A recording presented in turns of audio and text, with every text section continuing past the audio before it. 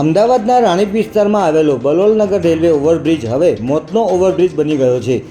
નમસ્કાર મિત્રો, હું વિપુલ પટેલ, શિક્ષાપત્રી સંદેશ ન્યૂઝ સત્યની સાથે। એક નજર આજના મુખ્ય સમાચાર પર। અમદાવાદના રાણીપ વિસ્તારમાં આવેલો બલોલનગર રેલવે ઓવરબ્રિજ હવે મોતનો ઓવરબ્રિજ બની ગયો છે।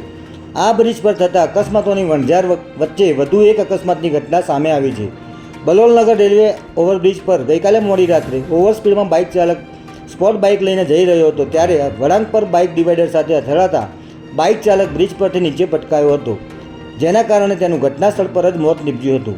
સ્થાનિકોના જણાવ્યા અનુસાર અકસ્માત સમયે બાઇકની સ્પીડ એટલી વધારે હતી કે બ્રિજની સાઈડમાં લગાવેલું લોખંડનું પતરું તોડીને યુવક નીચે ફેંકાયો હતો।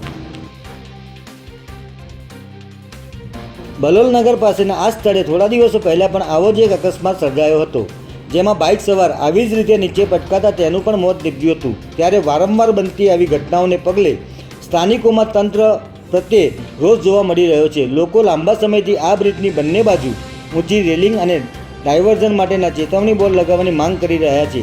ટ્રાફિક પોલીસ દ્વારા પણ સુરક્ષા વ્યવસ્થા સુધારવા મ્યુનિસિપલ કોર્પોરેશનને લેખિત જાણ કરાઈ હોવા છતાં તંત્ર દ્વારા આજ દિન સુધી કોઈ જ નક્કર પગલાં લેવાયા ન હોવાથી આ ઓવરબ્રિજને હવે મોતના ઓવરબ્રિજ તરીકે ઓળખાઈ રહ્યો છે। જય હિન્દ, જય ભારત।